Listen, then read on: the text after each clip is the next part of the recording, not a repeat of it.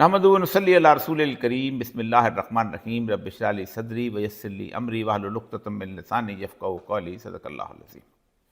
मुख़ातिब हज़रात, इस वक्त पाकिस्तान की इंतज़ामिया, इंतज़ामी मशीनरी और वो तमाम लोग और वो तमाम क़ुव्वतें जो किसी भी इस तौर पर पाकिस्तान के इस वक्त इक़्तिदार के सिंहासन पर बैठी हुई हैं और जिनके पास पाकिस्तान के अवाम की बाग दौड़ है, वो एक बौखलाहट का शिकार नज़र आती हैं। मैंने कभी गुज़श्ता तकरीबन 50 साल और अपनी 32 साला इंतज़ामिया के साथ नौकरी के दौरान ऐसी बौखलाहट नहीं देखी। 1977 में इस तरह की बौखलाहट उस वक़्त कायम हुई थी और उस वक़्त छाई थी जब जुल्फ़िकार अली भुट्टो ने 1977 के इलेक्शन में 2/3 अक्सरियत हासिल करने के शौक़ में पाकिस्तान की तमाम इंतज़ामिया को कहा था कि तुम मेरे लिए रास्ता हमवार करो, और फिर वो उन्हीं के मशवरे पर अमल करते हुए उसने पाकिस्तान पीपल्स पार्टी की टिकटें दी थीं। और फिर आपको याद होगा, बार बार ये कहानी दोहराने का कोई ज़रूरत नहीं कि किस तरह 35 के करीब लोगों को जुल्फ़िकार अली भुट्टो समेत बिला मुकाबला जितवाया गया था, और जैसे आज हो रहा है वैसे ही लोगों को अगवा किया जाता था, उनके नॉमिनेशन पेपर जो थे वो फाइल नहीं होने दिए जाते थे और फिर लोग बिला मुकाबला जीत कर आ जाते थे। लेकिन शायद लोगों को इस बात का अंदाज़ा नहीं कि उसके बाद जो असम्बली वजूद में आई थी, खा वो 1977 की थी और कौमी असम्बली थी या सूबाई असम्बलियाँ थीं, उनकी मुद्दत बहुत थोड़ी थी। बिल्कुल बरसात के उन पतंगों की तरह जिनके पर निकलते हैं तो फिर साथ मौत का परवाना भी साथ लेकर आते हैं। अभी भी सूरत हाल कुछ ऐसी है, लेकिन इस वक्त मामला बहुत ज़्यादा गंभीर है। और गंभीर मामले की वजह यह है कि इस वक्त पाकिस्तान की पूरी इंतज़ामिया जो है उसका मुकाबला एक बहुत बड़ी अवामी क़ुव्वत के साथ हो चुका है। आप याद रखें कि जुल्फ़िकार अली भुट्टो के ज़माने में उसकी अपनी पीपल्स पार्टी के फॉलोअर जो थे वो मौजूद थे और जाले गली गली बस्ती बस्ती वहाँ थे, और उसके मुकाबले में पीएनए के लोग भी कम से कम 8 या 9 पार्टियां जो थी, 9 सितारे जिनको कहते थे, वो भी उनका एक असर और रसूख जो था वो माशरे में मौजूद था। पूरा पाकिस्तान तकरीबन 2 हिस्सों में तकसीम था। अगर आप ये कह सकते हैं कि भुट्टो की तरफ 40% थे और इस तरफ 60% थे, तब भी ठीक है। अमूमन कहा जाता है कि 37% लोग जो थे वो पीपल्स पार्टी के वोटर थे, बाकी सारे मिला के वो जो थे वो पीपल पार्टी के मुखालफ थे। लेकिन भानमती का कुंभा था। यही वजह है कि जब जुल्फ़िकार अली भुट्टो की फांसी के बाद ये सारे खुद ब खुद अलहदा हो गए और हर एक ने अपना अपना अलहदा मस्कन बना लिया। लेकिन पाकिस्तान के वो लोग जो इस वक्त हेल्म ऑफ अफेयर्स पे बैठे हुए हैं, इक़्तिदार पे बैठे हुए हैं, उनको भी और उनकी इंटेलिजेंस एजेंसीज़ की रिपोर्ट्स के मुताबिक भी और डिप्टी कमिश्नर भी और असिस्टेंट कमिश्नर भी ये सब इस वक्त जान चुके हुए हैं कि पाकिस्तान के अवाम एक तरफ हो चुके हुए हैं और पाकिस्तान की बाकी तमाम सियासी पार्टियाँ और इस्टेब्लिशमेंट एक तरफ हो चुकी है।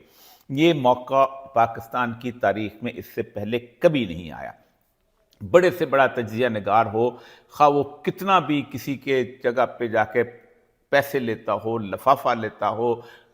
खाना खाता हो, उसकी पेरोल पे हो, वो भी कम से कम इस बात को इनसे इनकार नहीं कर सकता कि इस वक्त इमरान खान के हक़ में पाकिस्तान की 90% जो है अवाम जो हैं वो इस तरह मौजूद हैं। आप उसके लिए किसी जगह जाने की ज़रूरत नहीं। आप आम आदमी भी बाज़ार से गुज़रे और उसके साथ साथ उससे पूछता चला जाए तो उसको अंदाज़ा हो जाएगा कि उसको शायद इमरान खान के मुखालिफ बंदों को ढूंढने में बहुत मुश्किल पेश आए।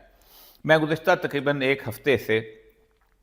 उम्रे पे था, फिर उस वक़्त मुल्क से बाहर हूँ।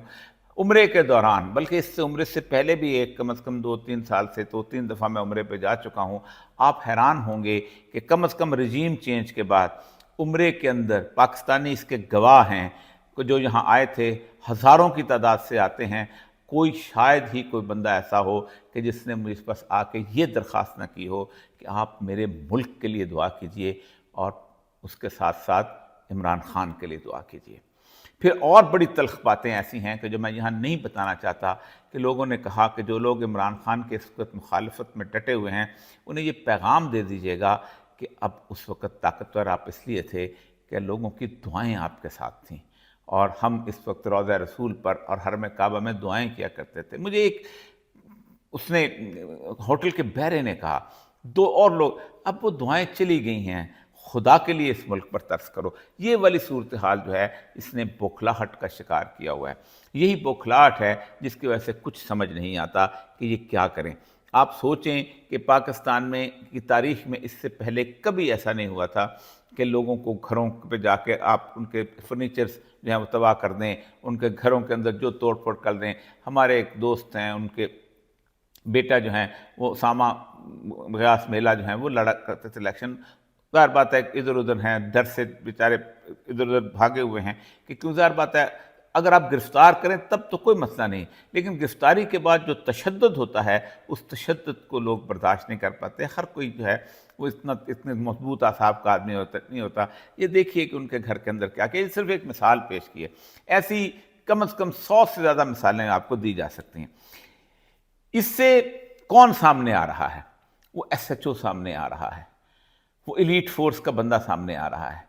وہ اپنا ایس پی سامنے، پھر وہ آئی جی سامنے آ رہا ہے۔ یہ وہ ریت کی بوریاں ہیں جن کو استعمال کیا جا رہا ہے، اور ان کو اندازہ نہیں کہ اگر اس کے بعد جو چیز پیدا ہوئی اور جو چیز اگر پبلک اپرائزنگ شروع ہوئی تو اس کا نشانہ کون ہوگا؟ اس کا نشانہ سب سے پہلے یہی ریت کی بوریاں ہوں گی، اور ہم نے بحیثیت ان ریت کی بوریوں سے کی حیثیت سے کم از کم میں نے 6 سال بحیثیت ڈپٹی کمشنر اور 3 سال اسسٹنٹ کمشنر گزارے ہیں۔ مجھے پتہ ہے کہ ان ریت کی بوریوں کو کیسے فیس کرنا پڑتا ہے اور کس طرح لوگوں کا اینگر اور غصہ جو ہے براہ راست ہم پر اترتا ہے۔ لیکن چونکہ پاکستان کے اندر انتظامیہ کو، بیوروکریسی کو اس طرح مفلوج کر دیا گیا ہے کہ پاکستان کی انتظامیہ اور بیوروکریسی جو ہے وہ کسی قسم کا کوئی سٹیپ لینے کو تیار نہیں ہوتی، ورنہ آج سے کم از کم 25-30 سال پہلے کوئی شخص، کوئی ایس پی یہ نہیں کہتا تھا کہ ہمیں سسٹر ایجنسی نے کہا ہے کہ یہ بندہ ہمارے حوالے کر، تو کبھی نہیں ہوتا تھا۔ ہمارے پاس آیا کرتے تھے، لوگ گرفتار ہوتے تھے، ہم اس کو کہا کرتے تھے کہ فیئر ٹرائل کے لیے اس کو لے کے جائے۔ لیکن چونکہ 2001 کے بعد جیسے امریکہ نے گوانتانامو بے میں لوگوں کو اٹھانا شروع کیا، بگرام میں رکھنا شروع کیا، عافیہ صدیقی کو اٹھانا شروع کیا، دوسروں کو اٹھانا شروع کیا اور پھر ان کو لاپتہ کر دیا، ویسے ہی ہم نے پاکستان کے اندر لاپتہ افراد کا ایک فیشن شروع کیا۔ اور آج حالت یہ ہے کہ اب ان لاپتہ افراد کے اندر جو ہے وہ پاکستان کے ان سیاستدانوں کی، ان لکھنے والوں کی اور ان بولنے والوں کی بھی ایک تعداد شامل ہو چکی ہے، جو نہ بندوق اٹھاتے ہیں، نہ گولی چلاتے ہیں، نہ چوری کرتے ہیں، نہ قتل کرتے ہیں، نہ ڈاکہ ڈالتے ہیں، لیکن چونکہ وہ آپ کے خلاف بولتے ہیں اس لیے وہ لاپتہ بھی ہوتے ہیں، اور وہ عمران ریاض کی طرح کئی ہفتے جو ہے بدترین تشدد کا شکار بھی ہوتے ہیں، ایسا تشدد کہ جس کے بعد ان کی بولنے کی صلاحیت جو ہے وہ مجروح ہو جاتی ہے، جسے بہت عرصے کے بعد سے ٹھیک کرنا پڑتا ہے۔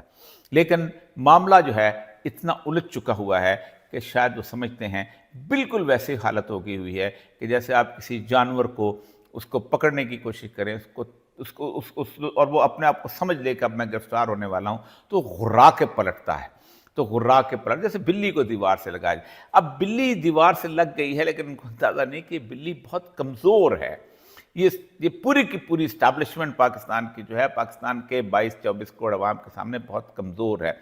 مجھے معلوم ہے، بہت ساری مثالیں دی جاتی ہوں گی کہ وہ دیکھیں مصر میں سی سی نے کیسے کنٹرول کر دیا، وہ دیکھیں انڈونیشیا کے اندر اس نے 8-9 لاکھ بندے مار دیے سوارتوں نے، وہ کیسے کر دیا۔ مجھے معلوم ہے وہ کہتے ہوں گے کہ دیکھیں جی سوڈان میں بھی تبھی چل رہا ہے نا، ملک چل ہی رہا ہے نا، وہاں پہ دیکھیں اس جنرلوں کی آپس میں لڑائی بھی ہوگی تب بھی وہ ملک ہو گیا، آگے چل رہا ہے، لڑائی چل رہی ہے، ملک ایگزسٹ کرتا ہے، لوگ وجود میں رکھتے ہیں۔ نائجیریا میں دیکھ لیں کیا ہوا ہے، اور بہت ساری مثالیں دی جاتی ہوں گی، اور ہم کنٹرول کر لیں گے۔ اور یہ ہمیشہ ہوتا یہی ہے کہ انتظامیہ کے جو لوگ ہوتے ہیں وہ اپنے بڑے آدمی کو یہ اس کھورک دھندے میں الجھا دیتے ہیں، اور پھر ایک دن جب اس کے دروازے کے سامنے کا پردہ کھلتا ہے تو دیکھ کے حیران رہ جاتا ہے۔ وہی جو کنگ لوئی کا معاملہ ہوا تھا، جس وقت کنگ لوئی نے سوچا کہ اس نے 25 میل دور ایک بہت بڑا محل بنا لیا ہے، پیرس سے دور، ورسائی پیلس، اور وہ اس میں اب محفوظ ہو گیا ہے، لوگ اس کے پاس نہیں آ سکیں گے، لوگ اس کو چھو نہیں سکیں گے، اور اس نے بہت بڑی اونچی اونچی دیواریں بنا لی تھیں۔ تو ایک دن صبح وہ کھڑکی کے باہر اس نے دیکھا تو ورسائی جہاں کی 25,000 کی آبادی تھی، جیسے ہم نے اسلام آباد کیا ہوا ہے،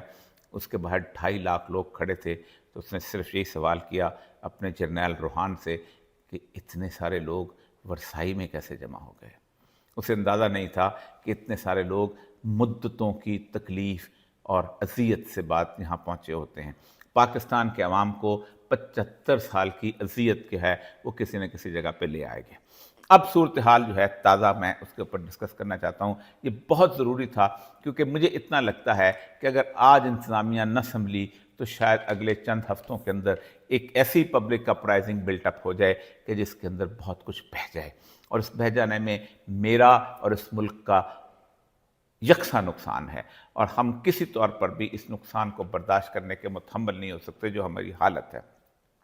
पाकिस्तान में रीसेंट 3-4 वाक़यात ऐसे हैं जिनको मिला के मैं ज़रा गुफ्तगू करना चाहता हूँ। पाकिस्तान की आर्मी चीफ जो हैं वो अभी अमेरिका से एक बहुत ज़बरदस्त किस्म का दौरा करके चले आए हैं, और उस दौरे के ऊपर जो अमेरिकी अखबारात हैं उन्होंने भी कुछ तबसरे किए हैं और बाकी लोगों ने भी उस पर गुफ्तगू की है। अब हम ये समझते हैं कि शायद हमारी हैसियत बिल्कुल वैसी है कि जैसे 1970-80 के अंदर 1979 दिसंबर में हुई थी, जब रूस ने हम पे अफ़गानिस्तान पे हमला किया था। पहली बात जो है कि रूस चला गया, रूस का इक़्तिदार ख़त्म हो गया, रूस 1992 में तबाह व बर्बाद हो गया। अब अमेरिका के लिए वो दुश्मन मौजूद नहीं। फिर उसके बाद हम यही समझते हैं कि शायद 2001 वाली सूरत हाल है कि हम वार एंड टेरर के अंदर अफ़गानिस्तान के मुकाबले में हम इत्तेहादी बनेंगे और अपने ही प्यारों को, अपने ही बनाए हुए लोगों को, अपने ही लोगों पर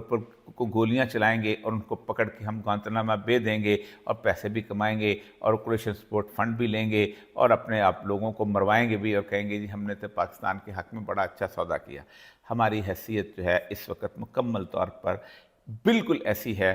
कि जब हमें कशकोल जो है वो अगर कोई उसके अंदर खैरात डालेगा तो हमारे ऊपर बहुत सारी मसाइल जो हैं उसके वो हमारे लिए पैदा भी करेगा और हमारे मुतालबात उसके बहुत ज़्यादा होंगे। मेरे सामने इस वक्त एक शख्स है, उससे इसके ऊपर मुकम्मल तबसरा, इस शख्स का नाम है रॉबर्ट गार्नियर।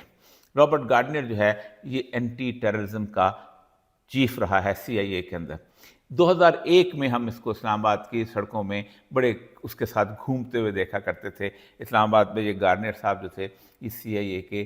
कंट्री चीफ थे, जिसका नाम अमूमन छुपाया जाता है, लेकिन चूँकि अब सारा कुछ सामने आ गया। 2001 में जब इन्होंने सारा कुछ किया, इन्होंने वो जो रिपोर्ट मुरतब की थी जब तालिबान की हुकूमत ख़त्म की गई, तो उसके बाद ये 2003 की जो रिपोर्ट है कांग्रेस के सामने जो पेश हुई थी, जो उस वक्त उसके अंदर US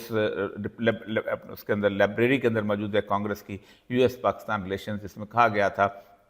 कि मैंने बड़ी कामयाबियां हासिल करवाई हैं पाकिस्तान से मिलके। मैंने 3 एयरपोर्ट लेके दिए, 57,000 दफ़ा यहाँ से जहाज़ उड़े, इतने लोग पकड़े गए, 1,75,000 फ़ौज जो है वो पाकिस्तान ने ख़ास तौर पे मगरबी बॉर्डर पे लगाई ताकि कोई बंदा अगर भाग के निकले तो उसको पकड़े। बहुत लंबी रिपोर्ट है, बड़ी हमारी तकलीफ़ से दास्तान है। उसके बाद ये 2003 में जब ये सक्सेसफुल ऑपरेशन कर गया तो इसको इराक़ पोस्ट कर दिया गया। तो ये इराक़ में वहाँ पर रहा और वहाँ पर ये इसने वहाँ पर पूरा का पूरा ऑपरेशन जो था, आप सोचें कि 2003 में सबसे पहला जो ऑपरेशन हुआ था वो मूसल से ऊपर उस जगह पे हुआ था जहाँ पर अबू बकर बगदादी का पहला वाला बंदा उमर अल बगदादी होता था, और फिर अबू बगदादी बाद में दाइश वगैरह बनी। लेकिन सद्दाम के ऑपरेशन पे भी इस वक्त ये इराक़ के अंदर मौजूद था और उसका इंचार्ज था। इस शख्स ये जो था इसने एक मामले के अंदर इसको CIA ने इस्तेमाल किया, और ये एक साइफर लीक करने के इशू के अंदर पाम्स केस बड़ा मशहूर है, उस ताल्लुक़ नहीं है वरना किसी वक्त डिस्कस करेंगे कि उसने किस तरह उस स्कैंडल के अंदर एक आदमी को कुछ साइफर लीक किया था और CIA ने करवाया था। और फिर बाद में अदालत में जब मामला आया तो फिर इसको वहाँ से CIA को उनसे निकलना पड़ा, लेकिन CIA ने इसको अपने एक काउंटर टेररिज्म जो सेल है, नेशनल सिक्योरिटी सेल जो है, उसको जो थिंक टैंक है उसके अंदर उसका हेड लगा दिया। इस बंदे ने इस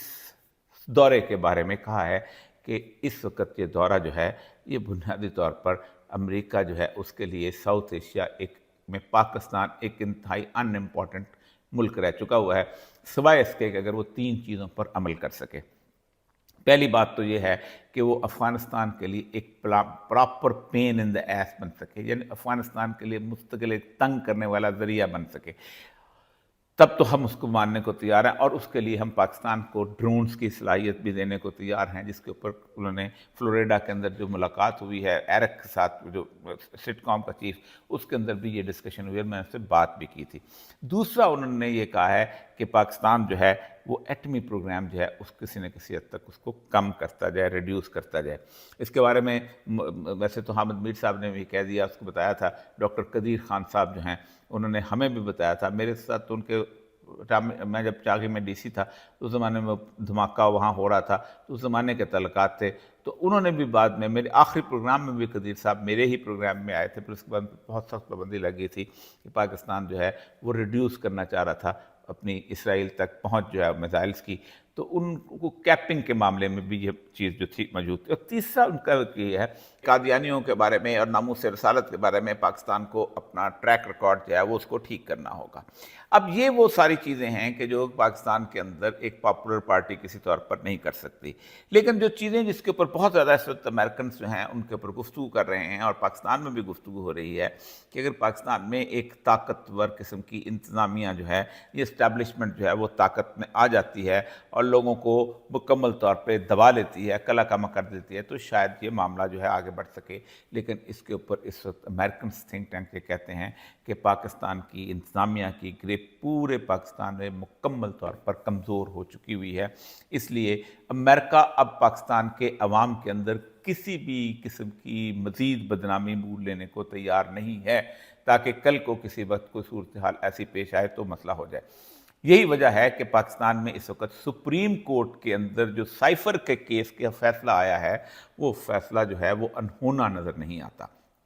کیونکہ ہم پہلے دن سے کہہ رہے تھے کہ پاکستان میں جو سائفر کا جو کیس ہے یہ ایک بودا سا کیس بنایا گیا ہے، اور یہ کسی بھی دن اچانک بھگ سے اڑ جائے گا۔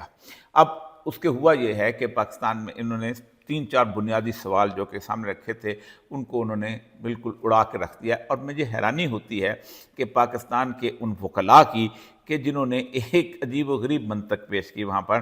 کہ جی وہ سائفر آیا تھا اور سیکریٹری خارجہ نے کہا تھا وزیر اعظم کو کہ اس کو عوام کو نہیں بتانا، یعنی ایک منشی نے مالک کو کہا تھا کہ بھائی جان آپ نے یہ بات نہیں بتانا۔ الیکٹڈ پریزیڈنٹ کو سیکریٹری خارجہ صاحب جو ہیں 22 گریڈ کا افسر جو ہے، جس کی اپوائنٹمنٹ کا اختیار اس کے پاس ہے، جس کو اس کو نوکری سے نکالنے کا اختیار وزیر اعظم کے پاس ہے ایز اے کمپیٹنٹ اتھارٹی، جس کی پروموشن ٹرانسفر پوسٹنگ کا اختیار اس کے پاس ہے، وہ مشورہ دے رہا ہے کہ اس کو نہ دینا، اور وزیر اعظم جس کو مکمل اختیار ہے کہ یہ سائفر لیک آؤٹ کر سکتا ہے، لیک آؤٹ کیا اس کو ڈی کلاسیفائی کر سکتا ہے، تو وہ بھگ سے اڑ گیا۔ لیکن میرے پاکستان کے بہت سارے ایسے صحافی کہ جو اچانک کافی عرصے سے چلتے چلتے جو ہیں اپنا کورٹ رپورٹرز بنتے بنتے وہ اپنے آپ کو وکیل اور پتہ نہیں کیا کیا کچھ سمجھ جاتے ہیں، لاء کے بہت ماہر سمجھ جاتے ہیں، وہ بڑی مزیدار تکلیف ان کی تکلیف سے صورتحال ان کی دیکھنے والی ہوتی ہے۔ مثلا ایک صاحب نے لکھا ہے کہ یہ دیکھیں جی ضمانت کا کیس تھا، اس کے اندر اتنا کچھ ڈسکس کیوں کیا گیا؟ میں جی انہیں شاید اندازہ نہیں کہ ضمانت جب ایک دفعہ اس کی ریجیکٹ ہو جائے تو اس ضمانت کے بعد دوبارہ صفحہ مثل پر فیوچر ایویڈنس، فردر ایویڈنس جو ہے وہ مانگا جاتا ہے، اور فردر ایویڈنس کس کے بارے میں ہوتا ہے؟ کیس کے بارے میں ہوتا ہے کہ کیس کی حیثیت کیا ہے، کیس کے اندر پرائمری فیشی ایویڈنس کیا ہے، مزید ایویڈنس کیا ہے، تفتیش کہاں تک پہنچی ہے، تو وہ کیس خود کھل جاتا ہے۔ انہیں شاید میں کوٹس کر سکتا ہوں کہاں میں نے لوگوں نے کے ایم سمدانی کا بھٹو والا کیس تھا، اس کے اندر کہاں جو ہے عدالتوں نے، پھر سپریم کورٹ کے لیول کے اوپر کبھی کیا ایویڈنس کی اور کیس کی بنیادی بنیاد ڈسکس نہیں ہوگی، تو پھر کہاں ہوگی؟ اللہ تعالیٰ کے دربار میں ہوگی۔ لیکن لوگوں کو بڑی تکلیف ہے، اور وہ سمجھتے تھے کہ شاید اس طرح جو ہے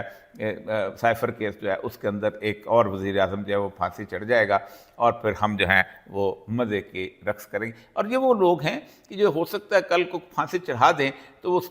کل کو اسی کو لے کے ہیرو بنے، کیونکہ یہ لوگ پاکستان کے ساتھ ایک تماشا گھر پھونک کر تماشا دیکھنے والے لوگ ہیں۔ تو یہ تو ایک تو اس لیے ہونا تھا کیونکہ اس کی بنیاد ایک ہونی تھی۔ سائفر کو ڈی کلاسیفائی کرنے کا اختیار ہی پرائم منسٹر کے پاس ہے، نہ آرمی چیف کے پاس ہے، نہ اپنا سیکرٹری آف انفارمیشن کے پاس ہے، نہ سیکرٹری داخلہ کے پاس ہے۔ پارلیمنٹ جو ہے وہ بھی جو ہے اس نے اس کی جو ہے اس کو بحیثیت مجموعی اس کے اوتھ کے اندر ترمیم کر سکتی ہے، تب جا کے پرائم منسٹر سے یہ اختیار چھینا جا سکتا ہے کہ آپ سائفر نہیں کریں گے، ڈسکلوز آپ پہلے پارلیمنٹ میں لے کے آئیں گے۔ اور پھر میں اس کہانی میں نبی جانا، لیکن سب سے زیادہ تکلیف مجھے جلال سکندر سلطان صاحب کے فیصلے سے ہوئی ہے۔ میں نے بڑی خلوص سے نیت کے ساتھ ان کے سامنے ایک درخواست پیش کی تھی کہ جناب آپ تاریخ کا حصہ بنیں اور اس ملک کو اس کرائسس سے نکالیں، لیکن انہوں نے جو فیصلہ کیا ہے شاید پاکستان کی الیکشن کمیشنز کی پوری تاریخ میں اس سے زیادہ برا، اس سے زیادہ بودا، اور میں گھٹیا کا لفظ استعمال کروں گا، شاید گھٹیا فیصلہ بھی شاید کسی نے نہ کیا ہو۔ گھٹیا میں اس لیے کہہ رہا ہوں کہ آپ جب کسی معاملے کے اندر فیئر پلے نہیں کرتے، جب تمام پارٹیوں کو بلا کے ان سے الیکشنز نہیں مانگتے، جب تمام پارٹیوں کو ساتھ اس طرح کی صورتحال نہیں کرتے، تو آپ یقیناً آپ عدل کے معیار سے گر جاتے ہیں۔ میں صرف ان کا وہ فیصلہ، اب فیصلے کے اندر 2-3 چیزیں انہوں نے نکالنے کی کوشش کی ہیں۔ ٹھیک ہے جی، انہوں نے کہا ہے کہ fail to hold inter party elections in accordance with P T I's prevailing constitution to the election commission and election rule 2017, therefore the certificate dated 4 December 2023 and the form 65 filed by the alleged chairman is hereby regretted and rejected accordingly۔ کہ آپ نے جو election کروائے ہیں یہ آپ کے اپنے آئین کے مطابق ٹھیک نہیں ہے، اور یہ نہیں ہے وہ نہیں۔ اس کے 2 بنیادی مقصد ہیں۔ اس وقت جو ہے اب ہوگا یہ کہ ظاہر بات ہے ایک فوج ظفر موج لوگوں کی وہ الیکشنز کے اندر حصہ لے گی اور اس کے اندر داخلے ٹکٹ جمع کروائے گی۔ اب کسی کو کچھ پتہ نہیں ہے کہ پی ٹی آئی کا کون سا کینڈیڈیٹ ہے، ایک تو کچھ نارمل بڑے لوگ ہیں، لیکن ہو سکتا ہے کہ چند پی ٹی آئی نے ایسے نوجوانوں کو جمع کیا ہو کہ تم بھی کاغذات جمع کروا دو۔ اب وہ کاغذات نامزدگی جب وہ جمع کروائیں گے تو عین ممکن ہے، کیونکہ سکروٹنی ہوگی، سکروٹنی کے بعد فائنل لسٹ بن جائے گی، اور اس کے بعد آپ پی ٹی آئی کی ایک جو ہے وہ ایک آتی ہے کہ سیکرٹری جنرل نے یا چیئرمین نے ایشو کر دیا کہ یہ میرا کینڈیڈیٹ ہے، تو اس کو نشان مل جاتا ہے۔ پہلی بات یہ ہے کہ آپ نے نشان چھین لیا۔ نشان چھیننے کی بھی ان لوگوں کو قطعاً سمجھ، یہ جہالت کے پہاڑ ہیں۔ آپ سوچیں، میرا دوست، ہمارا بزرگ دوست حمید گل، انہوں نے نواز شریف کو اسی طرح جتانے کے لیے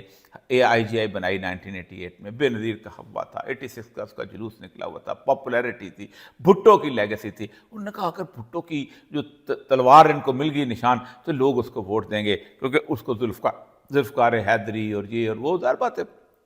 بھٹو اس تلوار کے نشان کے ساتھ کافی آگے اس کا پاپولر ہوا تھا، تو انہوں نے تلوار کا نشان لے لیا اور بے نظیر کو تیر کا نشان دے دیا، اور پھر بھی ان کے منہ پہ ذلت کے جوتے پڑے۔ نواز شریف کو انہوں نے IGI دی، پیسے دیے، فنڈنگ دی، انتظامی سپورٹ دی، اس کی 51 سیٹیں تھیں اور بے نظیر کی 82 سیٹیں اس کے اندر آئیں، اور پھر انہوں نے آنکھیں نیچی کرتے اس کے سامنے بیٹھ کے انہوں نے اسے وزارت عظمیٰ کا حلف دلوایا۔ تم کیوں کرتے ہو یہ کچھ نہیں کرتے ہو؟ تم پبلک کے سامنے کھڑے کیوں ہوتے ہو؟ تمہیں کس نے یہ اختیار دیا ہے کہ تم عوام کے سامنے کھڑے ہو جاؤ اور عوام کی مرضی کے مقابلے میں آؤ؟ تو یہاں بھی انہوں نے یہ کیا کہ چلو، تو اب ہوگا یہ کہ سکروٹنی کے وقت جو ہے وہ کہیں گے اس کا تو چیئرمین ہی کوئی موجود نہیں ہے۔ تو چیئرمین جب نہیں ہے، کیونکہ الیکشن نہیں ہوئے، اب مزید تو الیکشن کا ٹائم نہیں ہے، تو جب الیکشن نہیں ہوئے اور اگر کرائیں گے بھی تو وہ نہیں مانیں گے، تو اس کا مطلب یہ ہے کہ کوئی اس کا نشان نہیں لے سکے گا۔ اگر کوئی نشان لینا بھی چاہے گا تب بھی مسئلہ ہوگا۔ تو اس کو بڑی آسانی سے اور بڑے معاملات میں حل کیا جا سکتا ہے۔ مختلف قسم کی پارٹیز، مجھے علم بھی ہے کہ 1-2 اور پارٹیز انہوں نے رجسٹر کرا رکھی ہیں جس کے نشان کے تحت وہ آ جائیں گے۔ لیکن اگر آپ شکست کھا گئے، 2 راستے ہیں۔ اگر آپ بدترین شکست کھا گئے الیکشنز میں، اور پھر آپ سمجھیں کہ یہ جو لوگ جو ماریں کھا کے، جو اس طرح کی رگڑ صورتحال سے گزر کے، جو جلا وطنیاں اختیار کر کے وہ اسمبلیوں میں آئیں گے، وہ تمہارے ساتھ کوئی اچھا سلوک کریں گے؟ یہ تم لوگ جو وردیاں پہن کے اور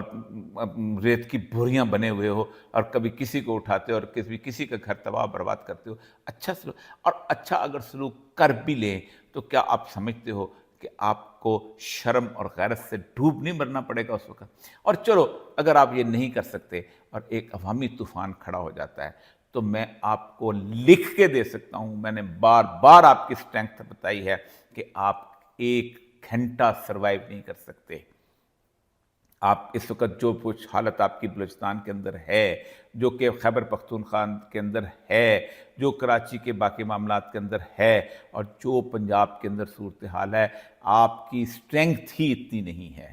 میں ابھی چند دن پہلے تو سرونگ ڈی آئی جی سے بیٹھا ہوا تھا، وہ کہتے تھے جب تحریک لبیک کے 500 لوگ ہوتے تھے تو مجھے سمجھ نہیں آتی تھی کہ ہم اس کو ہینڈل کیسے کریں۔ آپ کو شاید اندازہ نہیں ہے کہ ان ریت کی بوریوں نے 35,000 50,000 1 لاکھ روپے پہ گولیاں نہیں کھانی ہوتی، اور وہ بھی اس وقت جب سامنے بے گناہ ہوں، دہشت گرد نہ ہوں، ہتھیار بند نہ ہوں، نعرے لگانے والے ہوں۔ پاکستان کو اس بدامنی سے، اس بے یقینی سے اور اس خوف کی فضا سے بچا لیجئے۔ سکندر سلطان صاحب، آپ تو یہ کام نہ کر سکے، اللہ تعالیٰ آپ پہ رحم کرے۔ آپ کر جاتے